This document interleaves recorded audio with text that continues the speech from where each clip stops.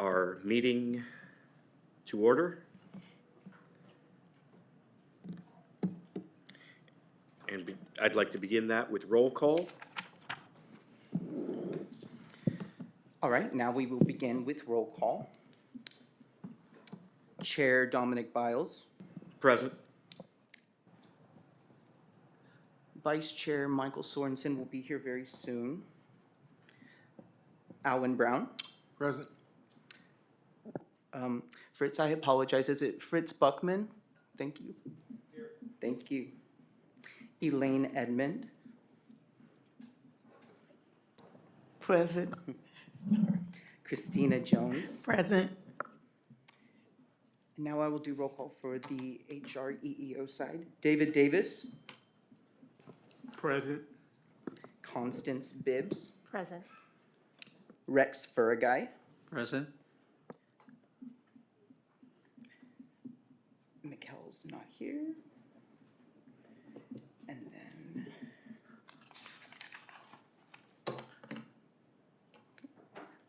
that is the end of roll call. I will now pass it on to our chairperson for the approval of the August 6 minutes. We'd like to make a motion to approve the minutes from August 6th. I move to approve the August 6 minutes. Second? Alvin, that was the second? A motion. I'd made the motion, you made the second. Sorry, second. Good. Therefore, minutes will be approved from August 6th. Vote on that? Oh, yeah, huh? We should vote. Yeah, you're right. Thank you. Thank you. So let us vote. Sorry about that. Vote to approve the minutes from August 6th. Aye. Aye. Abstain. Abstain. I was absent. Oh. Okay. All that and I don't vote. Yeah. I owe you one, man. We'll talk later. No, we're good. We're good. That's funny. Okay, so with the vote passing, no nays? Vote passes. Please approve the minutes from August 6th. Thank you. And I would like to move on to the self-introduction of visitors in attendance, please. If there are any visitors in our in-person attendance who would like to introduce themselves, now is your time. Maria Lassiter from ARCC, EEO Coordinator. Did you want to? Monique Jones, Human Resources. Nicole DeVincenzi, Human Resources. And then we also have some visitors participating online. You may all introduce yourselves whenever you're ready. Oriana Mahoney, Employee Benefits and Development Manager, Human Resources, San Joaquin County. Roy Alcantara, Public Health Services. Brian Barnes, Armando Valerio. Sorry, Brian Barnes, Undersheriff, San Joaquin County. Armando Valerio, Public Health Services, EEO Coordinator. Monique Meisenheimer, Human Services, EEO Coordinator. Richard Lott, Human Services, EEO Coordinator.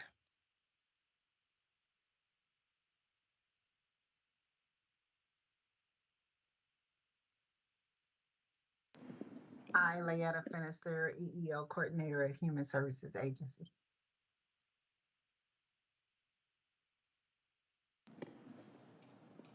If there's no one else who would like to introduce themselves, then we can move on to public comment. I would like to take this time to open the floor for public comment, please.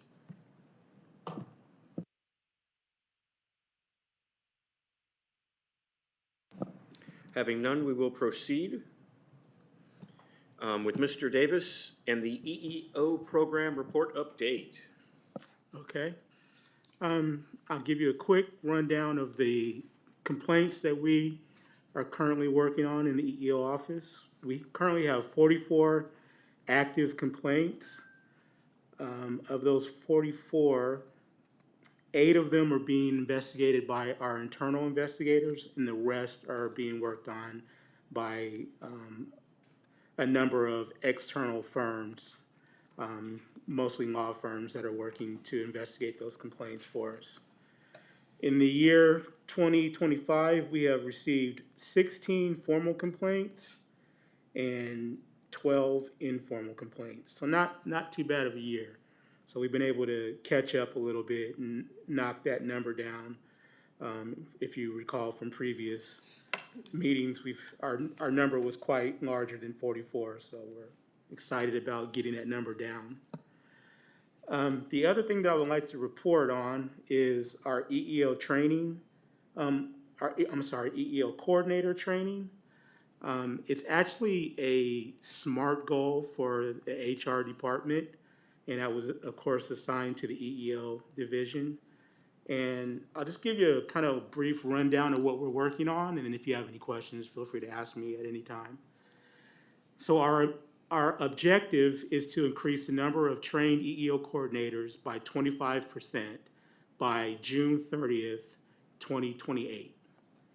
And so that's an actual increase of 14 EEO coordinators. We currently have 55, we're looking to have 69. The purpose is so that all departments will have at least one EEO coordinator for employees to go to if they're experiencing issues within their department. How we're going to go about doing that? We're going to first do a needs assessment, and we're going to look at all of the departments within the county and determine where do we have shortfalls of EEO coordinators, and then we're going to focus our attention in those areas. So we're also going to define what the candidate profile looks like. So we're going to try to identify people within the departments that are going to be good candidates to be EEO coordinators, and then we're going to focus on trying to recruit them. We're also going to look to recruit these additional 14 EEO coordinators within the first 6 months of the year 2026. So we're going to be pretty busy. Question. Yes. Are you looking externally at all or only internally? Only internal. Okay. Yeah, these are just county employees. Next, we're going to do some outreach. So as I mentioned, we're going to be busy. We're going to do internal outreach. So any department where we've determined that there's either not a EEO coordinator currently, or maybe we may need more than one, we're going to focus our attentions on recruiting in those areas. And we're going to work with the managers, the appointing authorities, supervisors, just to try to identify who would be a good candidate to be an EEO coordinator.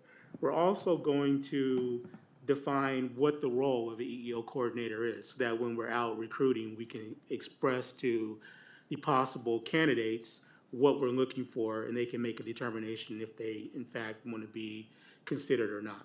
Excuse me, just can I ask a quick question? Sure.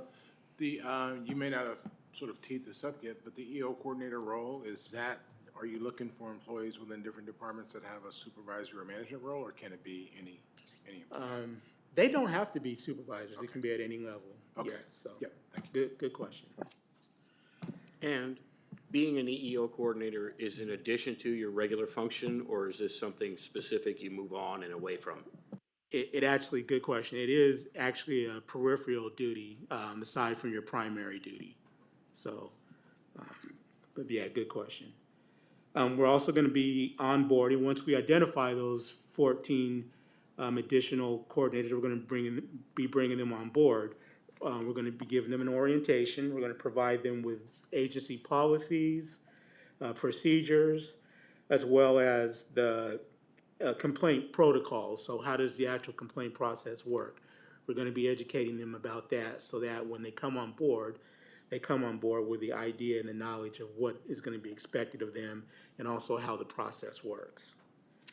And then we're also looking to partner the new EEO coordinators with experienced EEO coordinators, so kind of give them some mentorship opportunities. So those that are currently EEO coordinators, we'll probably be calling on them to mentor our newer coordinators. And then we're going to, of course, monitor how our recruitment process. is now joining. So we're gonna be tracking, of course, so we're gonna be tracking the number of candidates that we've brought in to be possible coordinators, and then those that have actually gone through the process and become coordinators. So we're gonna make sure that we're monitoring that on an ongoing basis to make sure we reach that 14 additional by our goal of 6 months into the next year. We're also going to refine the process, so we're gonna adjust our recruitment strategies so that we're actually reaching more candidates in more departments so that we'll have a bigger pool to select from. So we're gonna use some different strategies than we used in the past. Basically, the way that we're gonna implement this is that we're gonna do, once we've identified our additional 14, we're gonna do training for them, and we currently have training, but we're gonna revamp that training. We're gonna update it. We're gonna make it current. We're gonna make sure that it meets all the requirements of Rule 20, as well as any local or state laws. And then we're gonna offer training 4 sessions per calendar year. And that's gonna start the first quarter of 26. Within those sessions, we're gonna limit it to 10 coordinators per session. That will allow us to train 40 per year, and that will allow us to reach the full 69 by our goal of June 30th of 2028.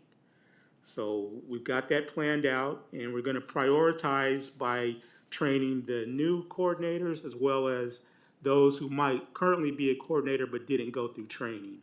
So we're gonna prioritize them first. They'll be trained in 2026, and then the remaining coordinators will be trained in 27 and 28 calendar years. Our current progress is we've had meetings amongst our team. So we've talked about the training content. We're going to be working continuously to update that. As I mentioned, we're gonna go through it with a fine-tooth comb, update anything that needs to be updated. And then we're having bi-weekly meetings amongst our team, the EEO staff. We're having bi-weekly meetings until September 30th to go over that training and to finalize it, to be ready to offer that again in the first quarter of 26. Our next steps are, of course, to finalize the training, schedule those trainings, communicate with our stakeholders, monitor the training, as I mentioned, and then evaluate the effectiveness. So once we have our coordinators go through the training, we're gonna ask them to give us feedback so that we can find out, what we're doing right and areas that we can improve in. So we're gonna rely heavily on the feedback that we get from our trainers. That's both the new trainers as well as the experienced ones as well. So that's really our action plan to attack this SMART goal, and we're very confident that we will meet that deadline of additional 14, recruiting an additional 14 and training all 69 by June 30th of 28. So at that point, I will open it up for any questions that you may have. Sure, Fritz. This is interesting timing because after having more EO coordinators in the past, I think for the past 4, 5, 6 years, we've only had one. Okay. We recently went through a process, and now, in the last several months, where we've identified either 7 or 8 throughout the department who are willing to, and we think would be well equipped to serve in that role. Not sure to what extent they've checked in with HR in the past on that. Should we wait and go through this process that you've identified, or we're happy to send them all through training, but we think that's a good number for our department our size. So if you don't mind, if you could send me those 7 names, we will put them down on our recruitment list, and then we'll get in contact with them and find out if they're still willing to do so, and then we'll put them through the training. Okay, we'll So, yeah, do that, thank and the department, their managers are on board and all that, so. Okay, great. So, Yeah. Yeah, it's something we identified as a need 4 or 5 months ago. Hey, we used to have more than one. We've had one for 5 years, and we're a pretty big department for that. Yeah, we'd like for each department to have more than one, but sometimes that's not possible. But if you can send those names to me and Tyler, that would be great. Will do. Thank you. Any other questions? All right. Oh, yes, I have a question, Ms. Armando. So is there a way to educate the directors of different departments as well, as far as the EEO coordinators' roles and responsibilities? Yeah, we can do that. We can schedule a special training session for supervisors and managers. I was Is thinking that upper your role? administration. Are you a Yeah, manager? I am a manager. Okay. Yes. Yeah, I'm just saying upper administration because there's been in the past some clarification that needed to be done because of a complaint that came in and the way that it went. So it was just a little confusing. If I can, this is Rachel Novetsky, Assistant Director.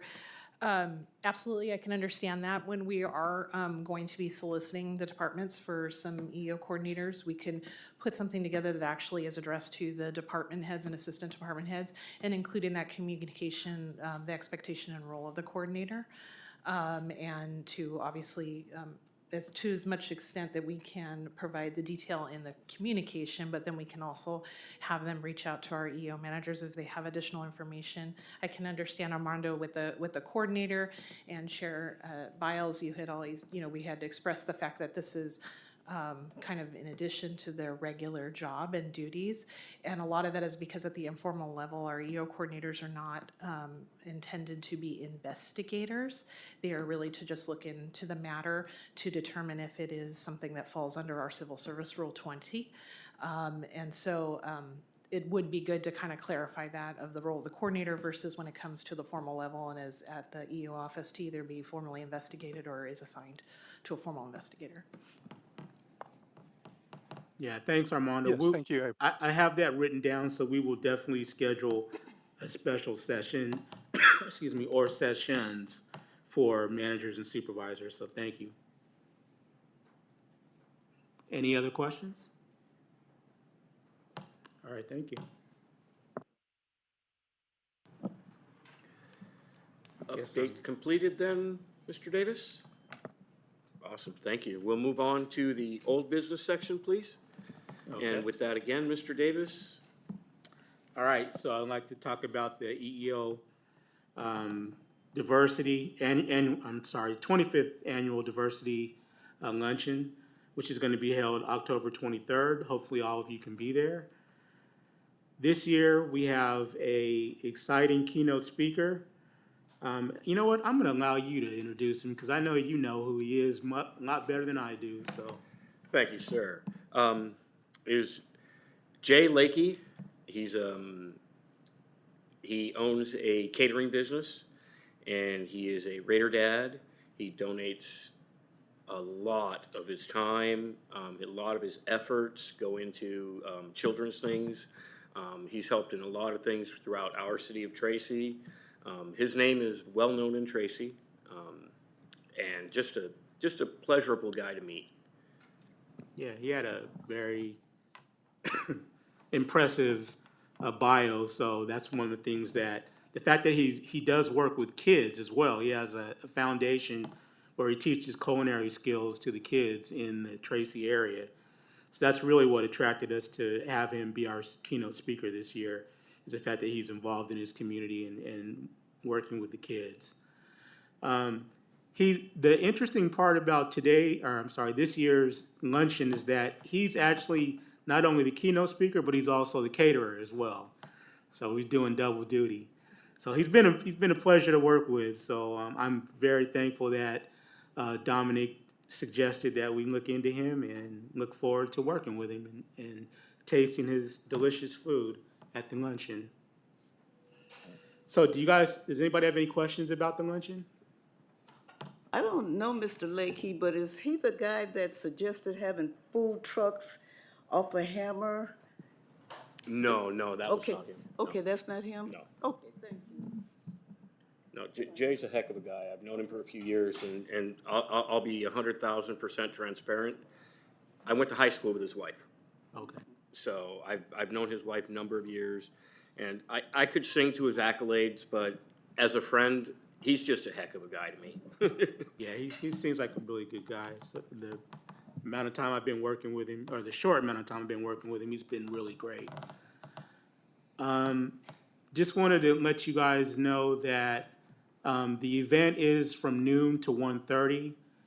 So we're looking for as many of you that can be there on that day. And again, that's Thursday, October 23rd at the San Joaquin County Agriculture Center, which is out near the Stockton Airport.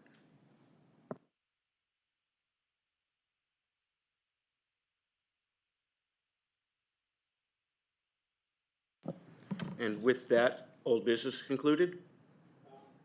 Let me give you the menu real quick, just in case anybody's interested for the Certainly. menu of the luncheon. We're gonna have herb marinated boneless skin chicken thighs. There's gonna be a vegetarian pasta for those who don't eat meat. There's gonna be creamy garlic mashed potatoes, buttery green beans, a dinner roll, and spring mix salad. So you'll have a plate full of food. I wanted to clarify on, Oriana, our staff development and benefits manager, just popped in the chat, that this is an event specifically for our county employees. I just wanted to put that out there on her behalf.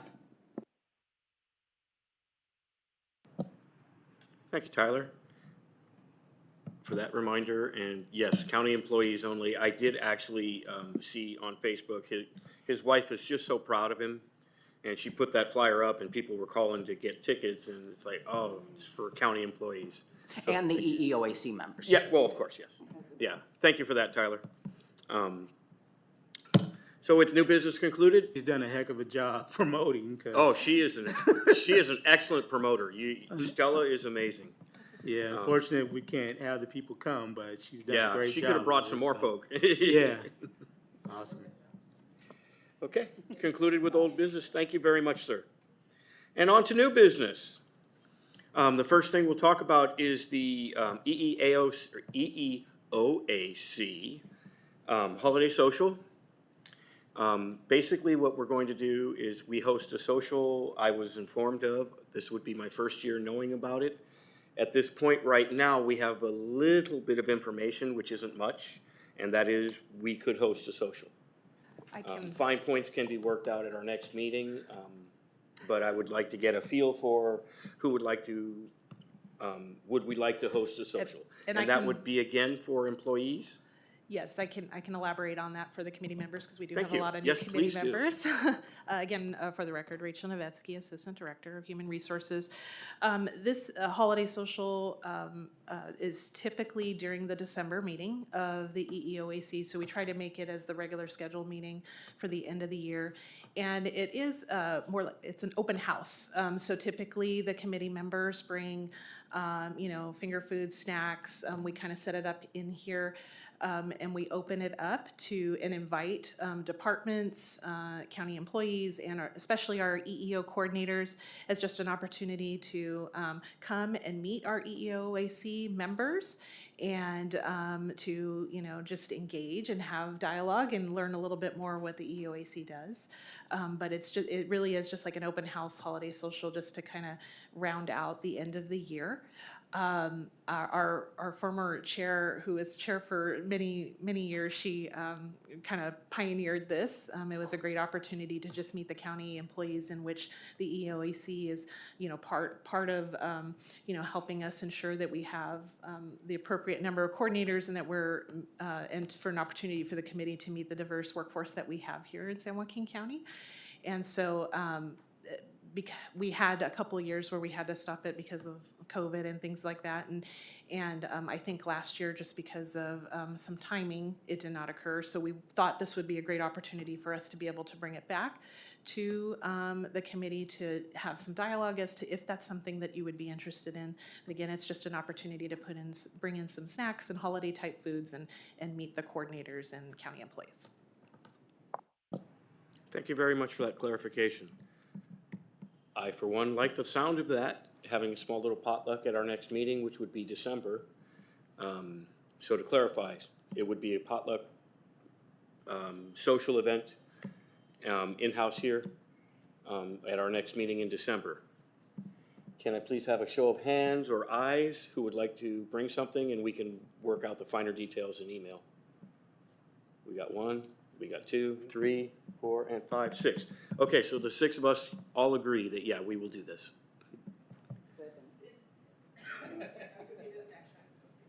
Yeah, yes.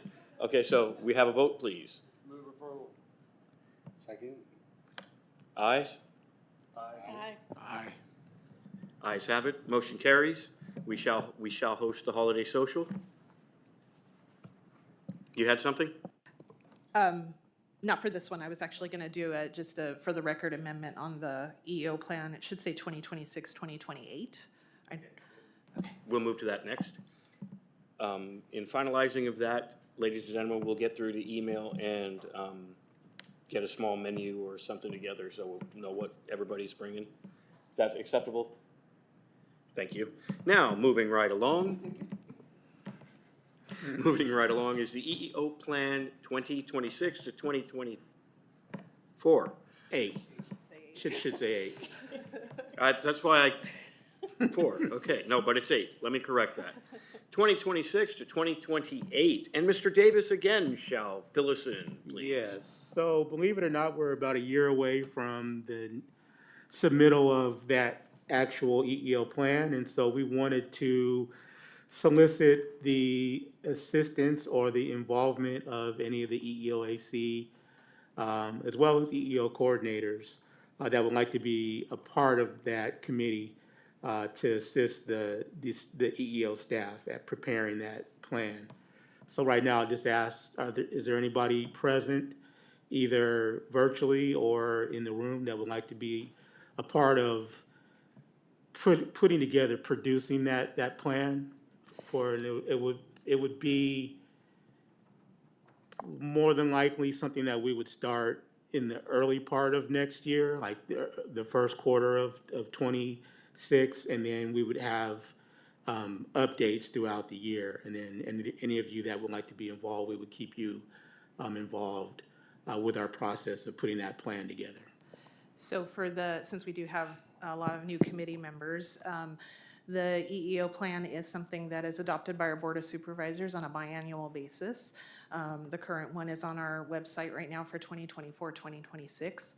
And this EEO plan actually does lay out a lot of the role of the EEOAC, the mission statement, the role of our EEO office, and some of those strategic goals in which our EEO office work towards and report back to this committee, much like how Mr. Davis had said earlier on the report about the EEO coordinator plan. He talked about the fact that this was something we tied into the board strategic initiatives, but this is actually also something that was put in the 2024-26 EEO plan as part of an initiative for what the EEO office would be doing for the EOAC as well.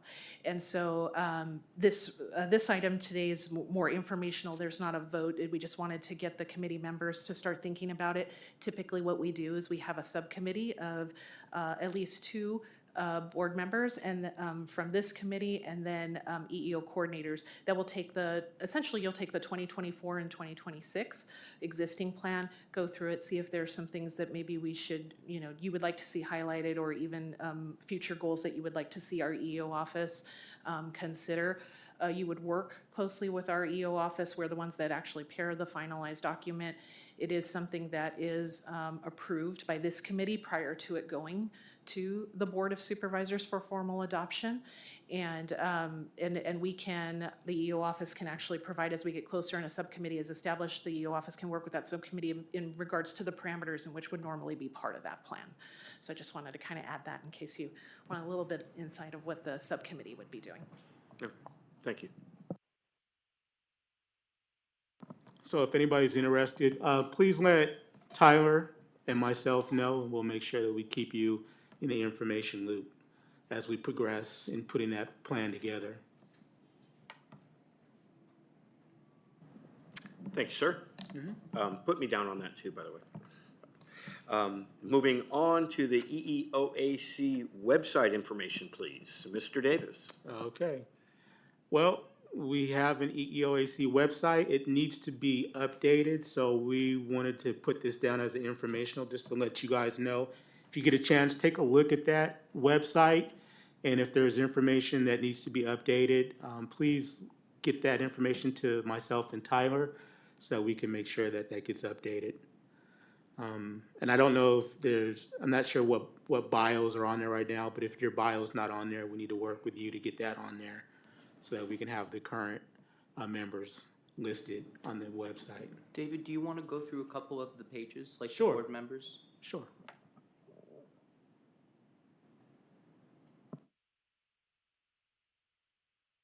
So we have everybody's bio and picture up there. Thank you for the committee members who've provided that information. This is also where we post our agenda and our minutes for the committee.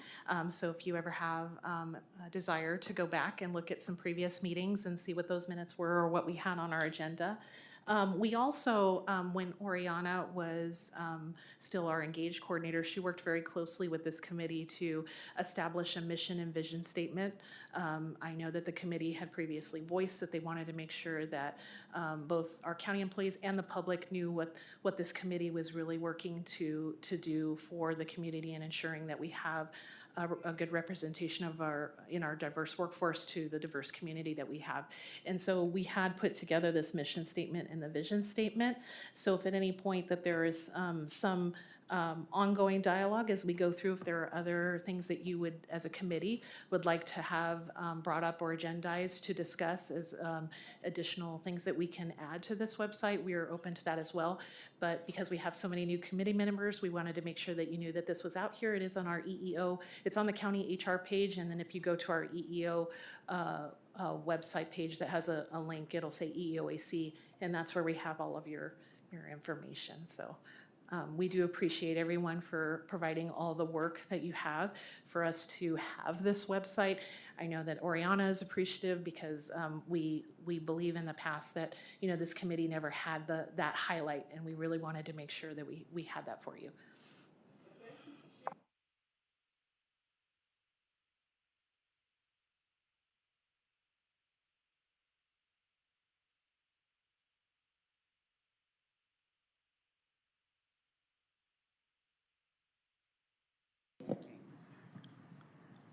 Anybody have any questions on the website? Please check it out. It's informative. I've seen it. It's great. Moving right along to the Diversity Luncheon Committee attendance. Mr. Davis, please take us home. I think this is on it. We just wanted to make sure that you guys were aware that the luncheon is on the 23rd of October, noon to 1:30 at the Ag Center, which again is not across, but it's very close to the Stockton Airport. So just wanted to make you aware of that, and if you can attend, we'd love to have you. This is Tyler, just for the record. I wanted all the EEOAC members to know that you each have a flyer. It's a registration form. It has all the information on it for the diversity luncheon. Please submit that to me whenever you can. If you're willing and able to, we'd love to have you. Yep, that form right there, sir. And if there's anybody online who needs the form, I'm also more than happy to email that to you. You can also find the form on our website, the EEOAC website, which we just had on the screen. There's a link. You can download the registration form and submit that to our office.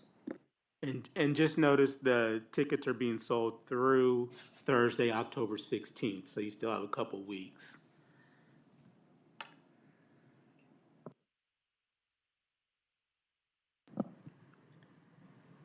Any other questions on the attendance of us? No questions. Moving on to the Diversity Award voting. That is me. I'm like reading as I go. Okay, so personally, I got only a few minutes in between time to look over whom and those things. So when we say voting, we're looking at individual right now. How do you want this to go for our committee? Because I think the entire committee is kind of in the same boat. They may have perused it, but nobody knows anyone particularly well. I just wanted to, first of all, this is Tyler again. It is, like a ranking system. So I know you have only had like a few days to review them. I'm not sure what the timeline is like, but when you do end up deciding, it's ranked based on how many people there are. So for example, I don't know if I'm allowed to say how many nominations we have, but like if you have like a certain amount of nominations, you just rank them based on how many they are from like number 1 to whatever, you know? So I appreciate you sharing that the whole committee, because we actually had some pretty thick packets this go around, which is exciting because, we shared with our county departments a link to vote. And so these are, our county employees have voted for departments or other county employees on who they believe really demonstrates the diversity and really lives by EEO every day in what they do and how they have made themselves available to staff, and we have some really great stories. So those were the nominations that you got. I have no problem if we want to, if the committee wants like maybe a week to be able to read through the information, and then if you can individually just email our EEO office with your submittal, and really all you're doing is you're going through the nominations, and the nominations that you feel you're like, wow, this one really spoke to me, I'd like to vote for this. We do want it to be a surprise. We do put together plaques, and they're awarded at our diversity luncheon. So if you could just send your nominations directly to our EO office, and then we can then do the tally. We'll take care of all that. And I think if we give you the week, that'll give us enough time to still be able to order the plaques and get everything squared away. But I think what we shared with you was the one for the county employee nomination and the county department and or unit. But when I did see the submittals, I was like, wow, this is exciting, and we do have quite a few, and so absolutely we can do that if the committee feels they need a little bit more time to kind of go through those. Perfect, thank you. As chair, I would say a week is good, but can we get it before that? Just please, because we are going to be ordering plaques and things, so sooner the better, but giving us a week is awesome. Thank you so much. That will be employee, individual, and department. Okay? So you're looking for one vote in each category? You're going to rank them?